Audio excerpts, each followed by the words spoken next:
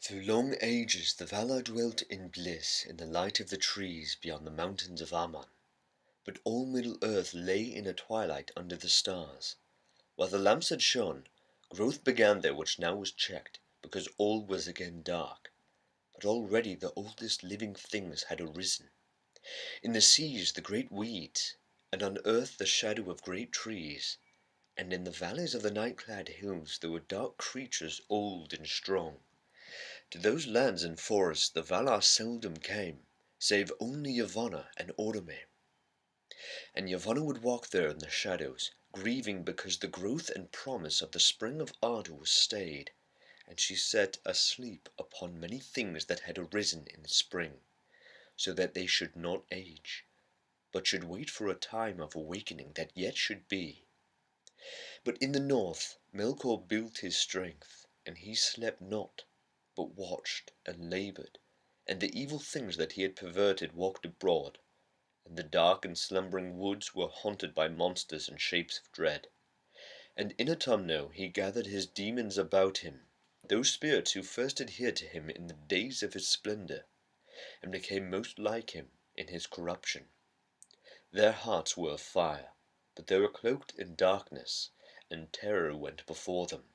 They had whips of flame. Balrogs they were named in Middle-earth in later days. And in that dark time Melkor bred many other monsters of divers shapes and kinds that long troubled the world, and his realm spread now ever southward over Middle-earth. And Melkor made also a fortress and armory not far from the northwestern shores of the sea, to resist any assault that might come from Aman. That stronghold was commanded by Sauron, lieutenant of Melkor, and it was named Angband. It came to pass that the Valar held council, for they became troubled by the tidings that Yavanna and Orome brought from the outer lands. And Yavanna spoke before the Valar, saying, Ye mighty of Arda, the vision of Ilúvatar was brief and soon taken away, so that maybe we cannot guess within a narrow count of days the hour appointed. Yet be sure of this, the hour approaches, and within this age our hope shall be revealed, and the children shall awake. Shall we then leave the lands of their dwelling desolate and full of evil? Shall they walk in darkness, while we have light? Shall they call Melkor Lord, while Manwë sits upon Taniquetil? And Tulkas cried, Nay, let us make war swiftly. Have we not rested from strife overlong, and is not our strength now renewed? Shall one alone contest with us forever? But at the bidding of Manwë, Mundor spoke, and he said, In this age the children of Ilúvatar shall come indeed, but they come not yet. Moreover, it is doom that the firstborn shall come in the darkness, and shall look first upon the stars. Great light shall be for their waning. To Varda ever shall they call at need. Then Varda went forth from the council, and she looked out from the height of Taniquetil, and beheld the darkness of Middle-earth beneath the innumerable stars, faint and far. Then she began a great labour, greatest of all the works of the Valar since their coming into Arda. She took the silver dews from the vats of Telperion, and therewith she made new stars, and brighter against the coming of the firstborn. Wherefore she whose name out of the deeps of time and the labours of Ea was Tintale, the kindler, was called after by the elves Elentare, queen of the stars. Carnil and Luinil, Nenar and Lumbar, Alkeringe and Elamire she wrought in that time. And many other of the ancient stars she gathered together and set as signs in the heavens of Arda. Wilwarin, Telumendil, Soronumbe, and Anarima, and Menelmaka with his shining belt, that forebodes the last battle that shall be at the end of days. And high in the north, as a challenge to Melkor, she set the crown of 7 mighty stars to swing, Valakirka, the sickle of the Valar, and sign of doom. It is told that even as Varda ended her labours, and they were long, when first Menel Markar strode up the sky, and the blue fire of Helluin flickered in the mists above the borders of the world. In that hour the children of the earth awoke, the firstborn of Ilúvatar, by the starlit mere of Cuiviénen, water of awakening. They rose from the sleep of Ilúvatar, and while they dwelt yet silent by Cuiviénen, their eyes beheld first of all things the stars of heaven. Therefore they have ever loved the starlight, and have revered Fada Elentare above all the Valar. Changes of the world, the shapes of lands and of seas have been broken and remade. Rivers have not kept their courses, neither have mountains remained steadfast, and to Cuiviénen there is no returning. But it is said among the Elves that it lay far off in the east of Middle-earth and northward, and it was a bay in the inland sea of Helcar. And that sea stood where aforetime the roots of the mountain of Ilúin had been before Melkor overthrew it. Many waters flowed down thither from heights in the east, and the first sound that was heard by the Elves was the sound of water flowing, and the sound of water falling over stone. Long they dwelt in their first home by the water under stars, and they walked the earth in wonder, and they began to make speech, and to give names to all things that they perceived. Themselves they named the Quendi, signifying those that speak with voices, for as yet they had met no other living things that spoke or sang. And on a time it chanced that Orome rode eastward in his hunting, and he turned north by the shores of Helcar, and passed under the shadows of the Orocani, the mountains of the east. Then on a sudden Nahar set up a great neighing and stood still. And Orome wondered and sat silent, and it seemed to him that in the quiet of the land under the stars he heard afar off many voices singing. Thus it was that the Valar found at last, as it were by chance, those whom they had so long awaited.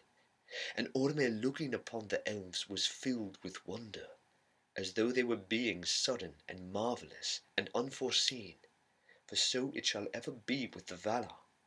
From without the world, though all things may be forethought in music, or foreshown in vision from afar, to those who enter verily into Ea, each in its time shall be met at unawares as something new and unforetold.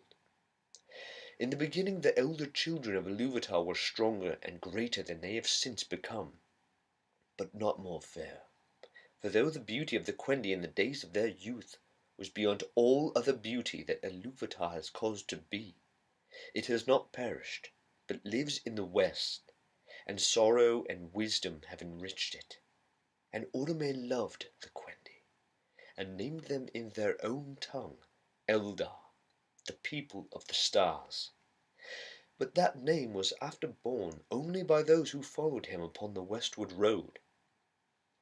Yet many of the Quendi were filled with dread at his coming, and this was the doing of Melkor. For by after knowledge the wise declare that Melkor, ever watchful, was first aware of the awakening of the Quendi, and sent shadows and evil spirits to spy upon them and waylay them. So it came to pass, some years ere the coming of Orome, that if any of the Elves strayed far abroad, alone or but few together, they would often vanish, and never return. And the Quendi said that the hunter had caught them, and they were afraid. And indeed the most ancient songs of the Elves, of which echoes are remembered still in the west, tell of the shadow shapes that walked in the hills above Cuiviénen, or would pass suddenly over the stars, and of the dark rider upon his wild horse that pursued those that wandered to take them and devour them. Now Melkor greatly hated and feared the riding of Orome, and either he sent indeed his dark servants as riders, or he set lying whispers abroad for the purpose that the Quendi should shun Orome, if ever should they meet. Thus it was that when Nahar neighed, and Orome indeed came among them, some of the Quendi hid themselves, and some fled and were lost. But those that had courage and stayed perceived swiftly that the great rider was no shape out of darkness, for the light of Aman was in his face, and all the noblest of the elves were drawn towards it. But of those unhappy ones who were ensnared by Melkor, little is known of a certainty. For who of the living has descended into the pit of Autumno, or has explored the darkness of the councils of Melkor? Yet this is held true by the wise of Eresia, that all those of the Quendi who came into the hands of Melkor ere Autumno was broken were put there in prison, and by slow arts of cruelty were corrupted and enslaved. And thus did Melkor breed the hideous race of the Orcs in envy and mockery of the Elves, of whom they were afterwards the bitterest foes. For the Orcs had life and multiplied after the manner of the children of Ilúvatar, and naught that had life of its own, nor the semblance of life, could ever Melkor make since his rebellion in the Ainulindala before the beginning, so say the wise.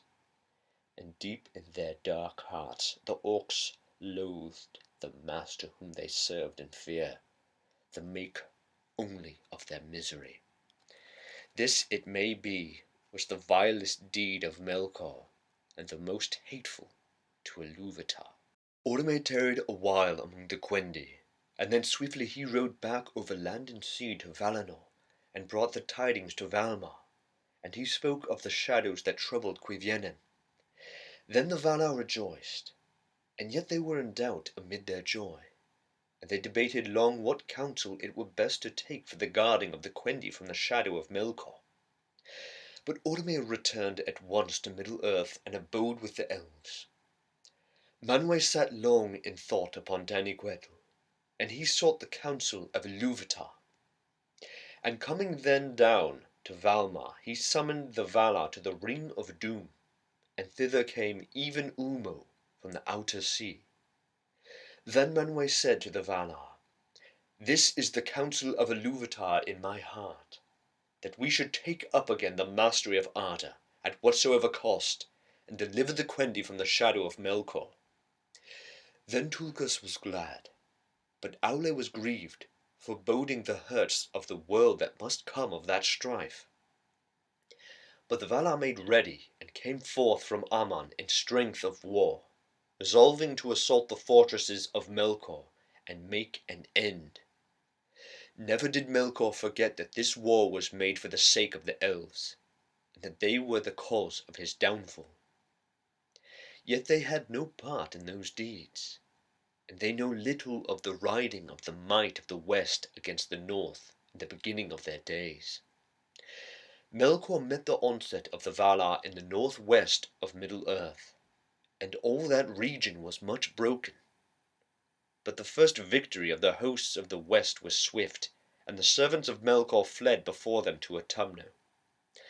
Then the Valar passed over Middle-earth, and they set a guard over Cuiviénen, and thereafter the Quendi knew nothing of the great battle of the powers, save that the earth shook and groaned beneath them, and the waters were moved, and in the north there were lights as of mighty fires. Long and grievous was the siege of Autumno, and many battles were fought before its gates, of which naught but the rumour is known to the Elves. In that time the shape of Middle-earth was changed, and the great sea that sundered it from Aman grew wide and deep, and it broke in upon the coasts, and made a deep gulf to the southward. Many lesser bays were made between the great gulf and the Helcaraxa far in the north, where Middle-earth and Aman came nigh together.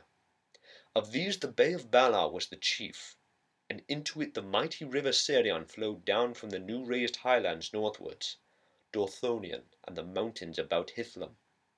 The lands of the far north were all made desolate in those days, for there Autumno was delved exceeding deep, and its pits were filled with fires, and with great hosts of the servants of Melkor. But at the last the gates of Autumno were broken, and the halls unroofed, and Melkor took refuge in the uttermost pit. Then Tulkas stood forth as champion of the Valar, and wrestled with him, and cast him upon his face, and he was bound with the chain Angainor that Aule had wrought, and led captive, and the world had peace for a long age. Nonetheless, the Valar did not discover all the mighty vaults and caverns hidden with deceit far under the fortress of Angband and Autumno. Many evil things still lingered there, and others were dispersed and fled into the dark and roamed in the waste places of the world, awaiting a more evil hour. And Sauron they did not find.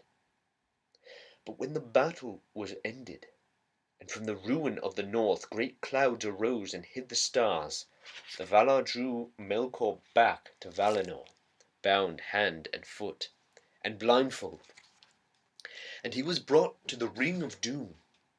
There he lay upon his face before the feet of Manwë, and sued for pardon. But his prayer was denied, and he was cast into prison in the fastness of Mandos, whence none can escape, neither Valar, nor elf, nor mortal man. Vast and strong are those halls. They were built in the west of the land of Aman. There was Melkor doomed to abide for 3 ages long before his cause should be tried anew, or he should plead again for pardon. Then again the Valar were gathered in council. They were divided in debate, for some, and of those Ulmo was the chief, held that the Quendi should be left free to walk as they would in Middle-earth, and with their gifts of skill to order all the lands and heal their hurts. But the most part feared for the Quendi in the dangerous world amid the deceits of the starlit dusk, and they were filled moreover with the love of the beauty of the Elves, and desired their fellowship. At the last, therefore, the Valar summoned the Quendi to Valinor, there to be gathered at the knees of the powers in the light of the trees for ever. And Mandos broke his silence, saying, "So it is doomed." From this summons came many woes that afterwards befell.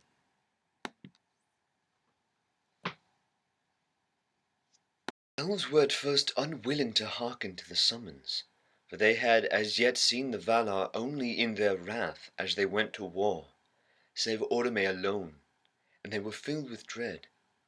Therefore Orome was sent again to them, and he chose from among them ambassadors who should go to Valinor and speak for their people. And these were Ingwe, Finwë, and Elwë, who afterwards were kings. And coming they were filled with awe by the glory and majesty of the Valar, and desired greatly the light and splendor of the trees. Then Orome brought them back to Cuiviénen, and they spoke before their people, and counselled them to heed the summons of the Valar and remove into the west.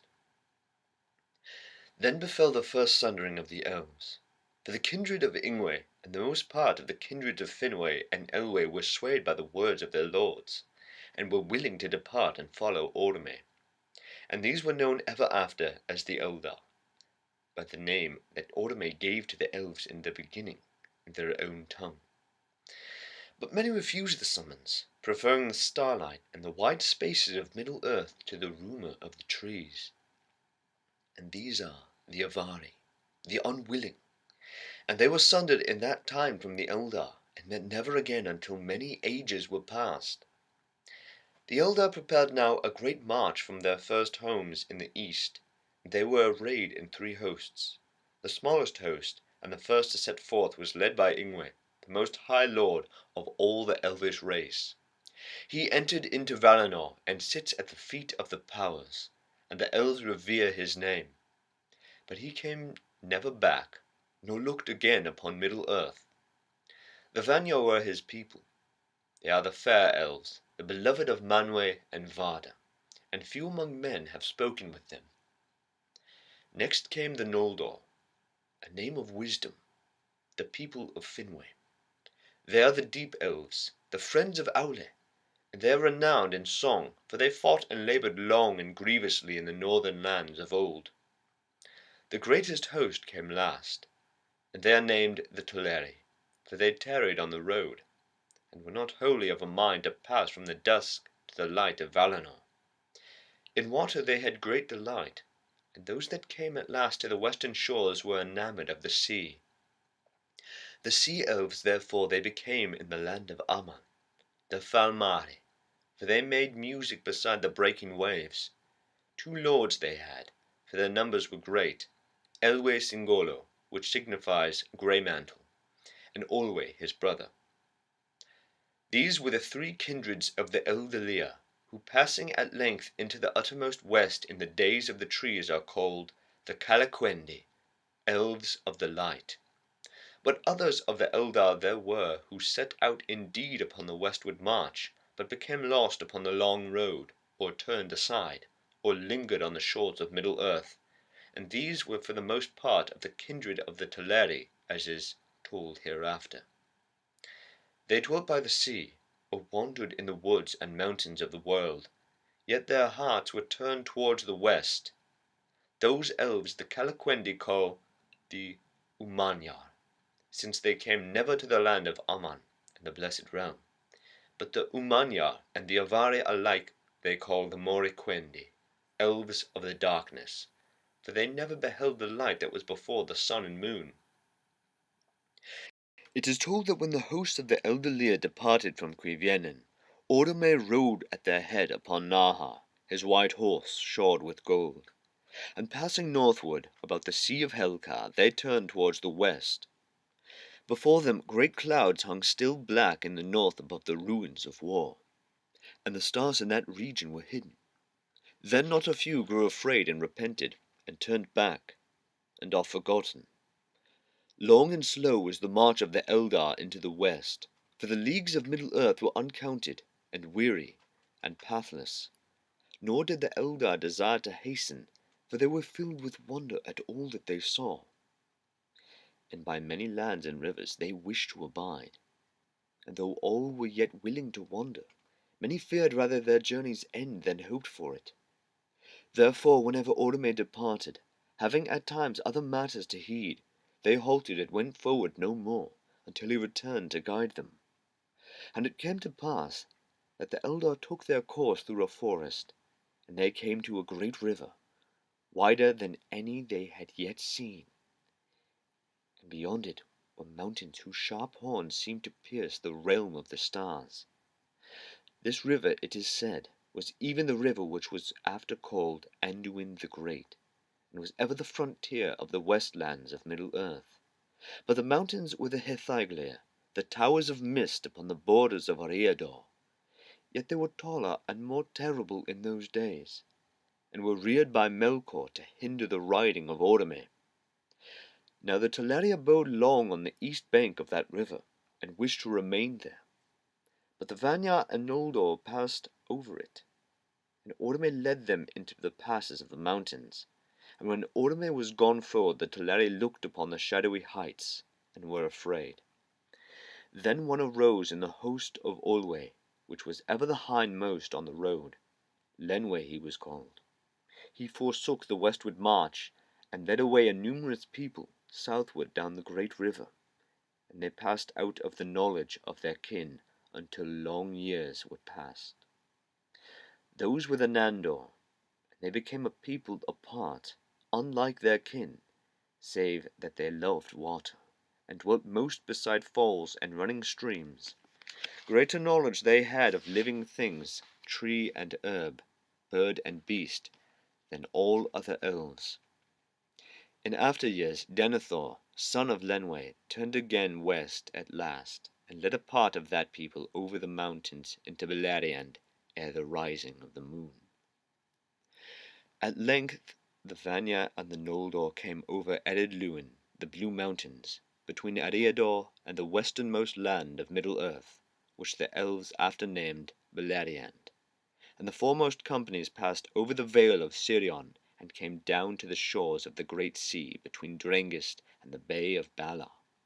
But when they beheld it, great fear came upon them, and many withdrew into the woods and highlands of Beleriand. Then Orome departed, and returned to Valinor to seek the counsel of Manwë, and left them. And the host of the Teleri passed over the misty mountains, and crossed the wide lands of Eriador, being urged on by Elwe Singolo, for he was eager to return to Valinor and the light that he had beheld, and he wished not to be sundered from the Noldor, for he had great friendship with Finwë, their lord. Thus after many years the Teleri also came at last over Ed Luin into the eastern regions of Beleriand. There they halted, and dwelt a while beyond the river Gelion.